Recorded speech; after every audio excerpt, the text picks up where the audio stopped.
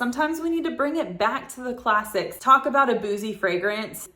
What is it, cognac? I love the first 75% of this fragrance. Hey guys, welcome back to my channel. Thank you so much for tuning in today. What I have for you today is going to be a video on my top picks for cozy cold weather fragrances. If you are new to this channel, welcome. My name is Amber. We talk primarily about fragrance here. If that's something that interests you, then please stick around. Before I get started, I know it's been a minute. I don't want to say that the holidays have caught me off guard, but they definitely swept me up, and we have had a lot of really fun holiday events to be at. Super busy, but a super fulfilling time. I have 8 fragrances to share with you today. It's kind of an arbitrary number, but what are you gonna do? I couldn't come up with a round number, so 8 it is. The first fragrance that I wanna share with you is one that I've not talked about yet on my channel. I think because I didn't know how I felt about it initially, and that is Leather Tabac from Zaharoff. My husband blind bought this fragrance for himself. I think the packaging really got to him. He loves Zaharoff bottles. For me, I had a hard time with it the first few times he wore it because it was really, really smoky, like really campfire smoky. I will say the longer that it sat, the more it mellowed out, and maybe the second or third time that he wore it, it caught my attention and I was like, what is that? And that's when he told me that it was Leather Tabac.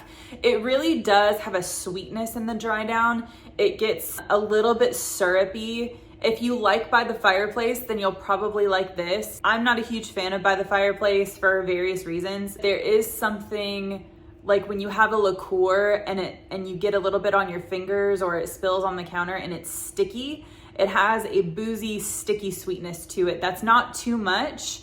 I would say it's maybe more if By the Fireplace and perhaps something akin to Angel Share by Kilian had a love child, it might be something like this, but amp up the smokiness in the initial spray. If you like a smoky fragrance, this is for you. If you like something campfire, boozy, sweet, I personally see this as ultra masculine. It certainly could be unisex if you're super confident about it. So that is my first pick, is Leather Tabac from Zaharoff.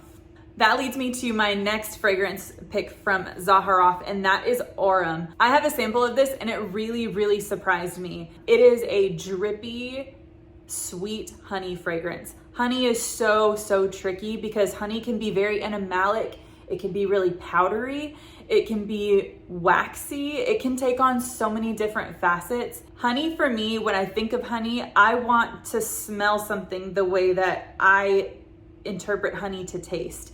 And this is the first fragrance that has done that for me. And that's why I was so blown away. Is I was like, they got something about this composition. I could taste it on my palate. And that was really exciting to me. The bottle is probably one of the most beautiful bottles I've personally ever seen. It's absolutely stunning. It's a work of art. I can't really relate it to anything else except maybe Tobacco Vanille in certain instances, but it's not a dupe. It's absolutely beautiful. It smells golden. It's delicious. And it really, really, really, I think would be so comforting in the cold weather. So that is Aurum from Zaharoff. The next fragrance I have for you that I think would thrive in the cold weather, and I cannot wait to get a bottle of this, I've gone through countless samples of it, is Bibliotheque from Byredo. This fragrance really had a moment in the early to mid 2000s. It was really a big deal among YouTubers in that sort of beginning golden era of YouTube content creators. But for me, this is the type of leather that I love. I do love a fruity leather, but this is not that. This is a cinnamon sweet leather.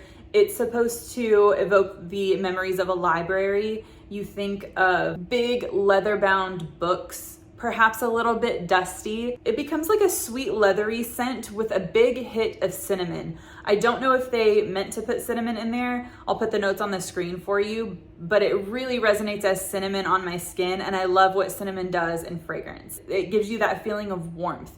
It's very comforting, and I think it would really cut through the cold weather so nicely. And when it warms up on your skin, that cinnamon gets a little bit sweet. So good. I think it's really underrated at this point because a lot of things have outshined it, but I think that is an oldie but a goodie, and that is Bibliotheque from Byredo. The next fragrance I want to recommend to you for the cold weather is Constantinople from Penhaligon's. I cannot rave about this fragrance enough. I think it's one of the most beautiful fragrances I've ever smelled. My husband wore this to a holiday event this year, and not only did I smell it on him the entire day, but the next day, a full 24 hours, I could smell it on his jacket. I could smell it in his car. And not even just a little bit, it was still going really, really strong. Take note that whatever you spray it on is gonna smell like that for a good 24 hours until you wash it. But it is a beautiful green, slightly spicy vanilla. And I think the reason that this really packs a punch, I say it's a vanilla that packs a punch, is because the green qualities are, I think there's pine and either patchouli or cypress or something like that, that really has like a green sharpness to it. So you have this really intense vanilla that's really rounded out with all of those green herbaceous notes. It is classified as an aromatic woody vanilla, and I would definitely agree with that. So if you really dislike sweet vanillas, I think this is a really good one for you to try. It's very grown, but it doesn't smell outdated. Absolutely a classic. And I think this is one that will always be in my collection. So that is Constantinople from Penhaligon's. The next one that I want to share with you is one that I come back to every single time it gets cold outside, and that is Cacao Porcelana from Atelier Materi. This whole house to me just screams art and elegance. I love so many of the fragrances that I've tried. I don't think there's amaretto in it, but when you smell it, it smells like a boozy chocolate. Those little chocolates that are filled with liqueurs, that's what I think of. I think of an amaretto-filled piece of chocolate. It's not overly chocolatey. The cacao is supposed to be powdery. It's supposed to be sort of a porcelain cacao. I think there's tobacco in here, but if I didn't already know that, I would never detect that there was tobacco in here. The cacao is quite powdery, but when you get that booziness underneath, that's when it sort of starts to take on this, this sort of rum infused chocolate. It's not overly chocolatey. So again, if you're not into gourmands, don't be scared. It's not overly gourmand, but it is quite boozy and it is still sweet. Anyway, I think it's absolutely beautiful. I think that there's fragrances that have tried to do this type of fragrance before, but none of them do it like Cacao Porcelana to me. The dry down is where it gets a lot more powdery, which I also think is unique for a sweeter fragrance. That is Cacao Porcelana from Atelier Materi. Okay, another oldie but a goodie, and this one I think has gotten lost with all of the newness as well, but sometimes we need to bring it back to the classics, and that is Baraonda from Nasomatto. Oh my God. I remember re-smelling this past summer. Talk about a boozy fragrance. Nasomatto is, what is it, cognac? So Nasomatto is a whiskey fragrance, and you definitely get everything from the whiskey to that gentle sweetness down to the barrel. It smells like a whiskey soaked barrel and a touch of sweetness. It's so good. And it's so strong. That's why these bottles are sold in such small quantities. Again, a fragrance maybe that got a lot of hype pre-COVID days, but I think we need to come back around to it because again, when it's so hard to do a good boozy fragrance, and Nasomatto is a classic. This one and Cacao Porcelana, so 100% unisex. This one is perhaps a bit more masculine leaning, but I would wear this without blinking an eye. So if you live somewhere where the cold is really biting, maybe really humid, really thick, Nasomatto is one of those fragrances that will cut through it, and it's gonna be so good when it warms up on your skin. So that is Baraonda from Nasomatto. The next fragrance I want to recommend to you for the cold weather would be Faces of Francis by Vilhelm Parfumerie. This one kind of came and went. People gave it a little bit of recognition, but nobody seemed to rave about it. I think that's just because it's more of an airy, spicy fragrance. A lot of spicy fragrances come with a lot of vanilla and a lot of really heavy base notes. As spicy as it was, it stayed very airy, but that's actually what I really enjoy about it. I call it really spicy because to me, it smells like the Christmas season.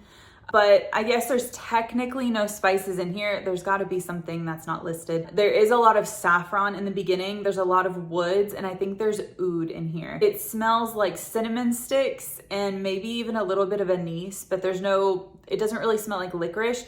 It just smells like Christmas spices with like some pine or some sort of green base to it. Once again, that is Faces of Francis from Vilhelm Parfumerie. And last but certainly not least is a fragrance I just tried this year, Overture Woman from Amouage. She is stunning. She's absolutely stunning. Think of the most luxurious apple spice fragrance you've ever smelled, with a dry down that becomes quite classic and maybe even a little bit vintage. Maybe even more of like an apple wine or an apple cider. And I gasped when I finally sampled it. I was absolutely stunned. However, I will say skin chemistry comes into play in such a huge way when it comes to wearing and sampling and recommending fragrance. I highly recommend this. I want somebody to rock this scent around me. However, the dry down does not agree with my skin chemistry, which makes me really, really sad. I love the first 75% of this fragrance. The dry down does something really strange on my skin, and so that's when I start to not love it. But if I could just re-experience that first 75% of the fragrance, I would die happy. It's so gorgeous. Similar to Aurum by Zaharoff in the sense that it smells gold. So unisex, even though it's marketed to women. I will stop now, but that is Overture Woman from Amouage. All right, guys, and there you have it. Those are my top fragrance picks for the cold weather. If you enjoy content like this, please hit the like button so that I know to keep making videos like this for you. And with that, I hope you guys have an amazing day and an amazing holiday season.